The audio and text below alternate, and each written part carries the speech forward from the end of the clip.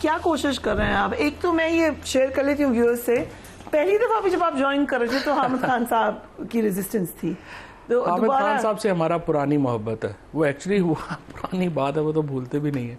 Actually हुआ ये था कि हाई कोर्ट के, अगर आप कभी लाहौर जाएंगी ना तो हाई कोर्ट के बिल्कुल सामने एडवोकेट जनरल ऑफिस वगैरह की अब बिल्डिंग है। ये मेरे चचा चीफ जस्टिस रहे हैं, 6 साल चीफ जस्टिस रहे हैं लाहौर हाई कोर्ट के, इफ्तिखार चौधरी साहब।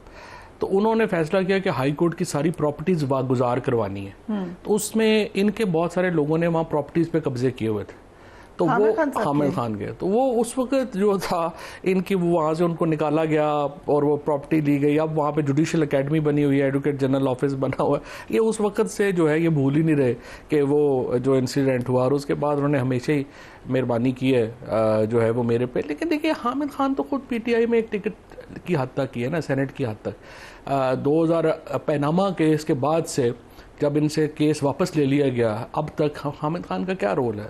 और but in that difficult time उस तक रीमर्ज तो हुए थे। कब रीमर्ज? जिस तक पीटीआई के लिए कोई मिल नहीं रहा था, हमें कोई मिलता नहीं था। हामिद खान तो लंदन चले गए थे कि पता नहीं ऑस्ट्रेलिया चले गए होते थे, बातचीत नहीं कभी भी नहीं था। तो इनको तो देखे ना, किसी ने कुछ कहा ही नहीं ना हामिद खान वगैरह को।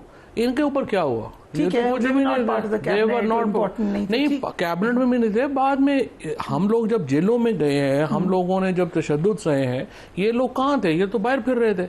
अभी भी जब सेनेट की टिकट लेके आया, एक मुझे बता दें कहीं कोई स्पीच की हो सेनेट के अंदर? एक बात नहीं की, एक कुछ नहीं किया।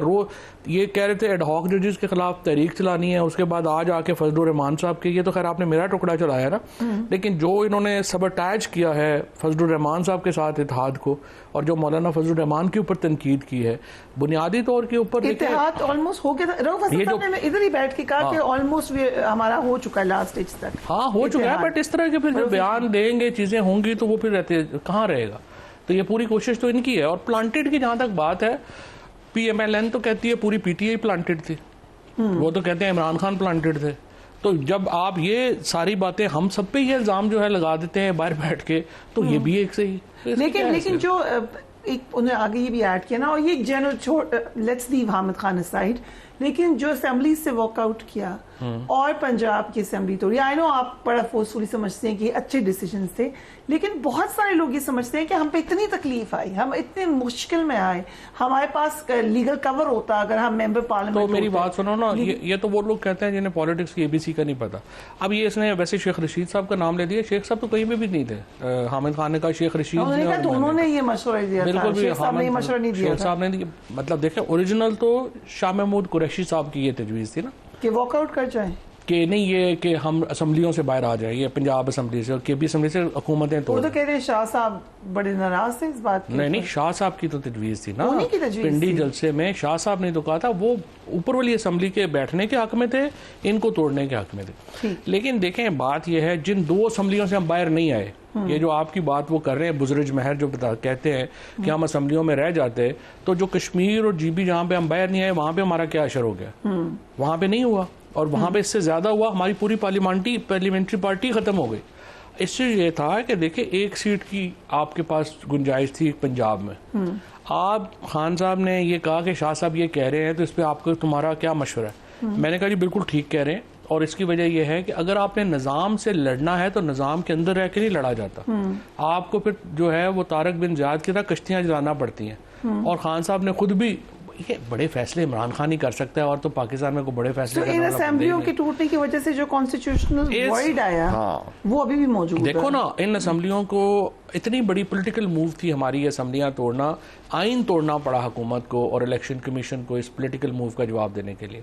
और आज पीटीआई की जो कुव्वत है, पीटीआई सियासत के उस मैदान में जितना एक बड़ा बन के खड़ा हो गया है, इनके लिए एक इतना बड़ा द्यो कामत आज पार्टी है, वो इन बड़े फैसलों। अब तो ऑन रिकॉर्ड मोहम्मद जुबैर कह चुके हैं कि हुकूमत के पास इतला थी कि जीतेंगे तो पीटीआई जीत जाएगी पंजाब, इसलिए उन्होंने इलेक्शन नहीं कराया। It's a huge statement. उन्होंने ये कहा, वो कह रहे थे कि इलेक्शन यही किया इन्होंने बाद में भी। मुझे अब बताया ना, इलेक्शन कमीशन के ऊपर आज रेफरेंस बन गया है ना, ये इलेक्शन कमीशन देखें, ये आर्टिकल 6 के केसेस भुगतेगा जिस दिन ये चले जाएंगे। अभी आप कह रहे थे कि खान साहब आएंगे तो कोई अकाउंटेबिलिटी नहीं होगी। अकाउंटेबिलिटी तो नहीं होनी चाहिए, मैं कह रहा हूँ ज्यादतियां नहीं होनी चाहिए।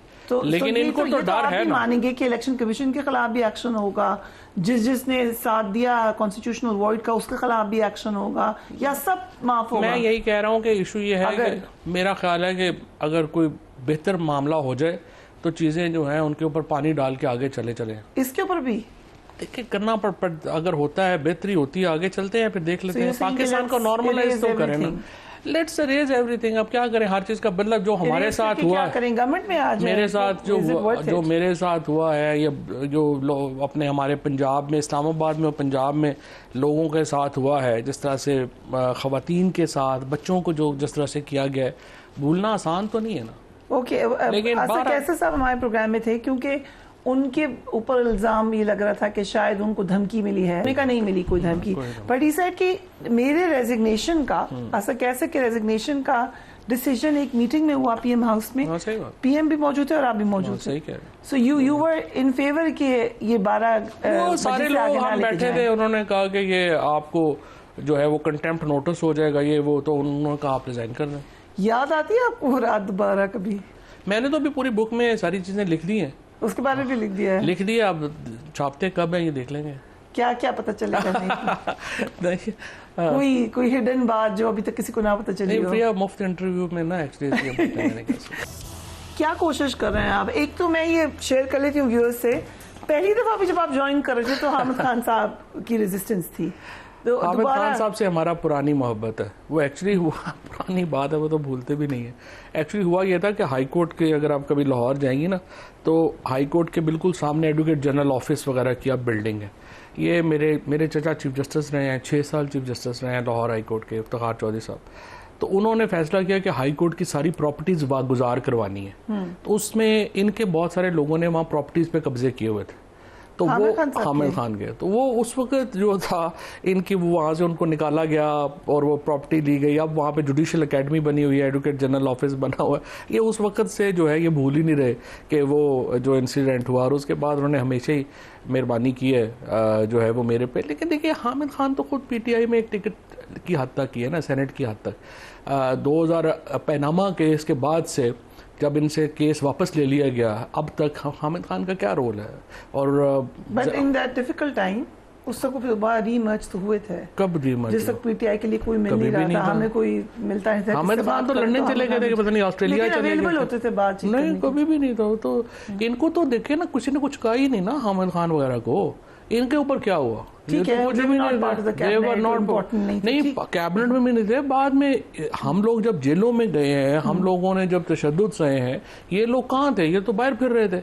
अभी भी जब सेनेट की टिकट लेके आया, एक मुझे बता दें कहीं को स्पीच की हो सेनेट के अंदर, एक बात नहीं की, एक कुछ नहीं किया। ये कह रहे थे एडहॉक जजेस के खिलाफ तहरीक चलानी है, उसके बाद आज आके फजलुर रहमान साहब के, ये तो खैर आपने मेरा टुकड़ा चलाया ना, लेकिन जो इन्होंने सबअटैच किया है फजलुर रहमान साहब के साथ इत्तेहाद को, और जो मौलाना फजलुर रहमान के ऊपर तनकीद की है, बुनियादी तौर के ऊपर इत्तेहाद ऑलमोस्ट हो गया। इधर ही बैठ के कहा कि ऑलमोस्ट हमारा हो चुका है लास्ट स्टेज तक। हाँ हो चुका है, बट इस तरह के फिर जब बयान देंगे, चीजें होंगी, तो वो फिर रहते कहाँ रहेगा?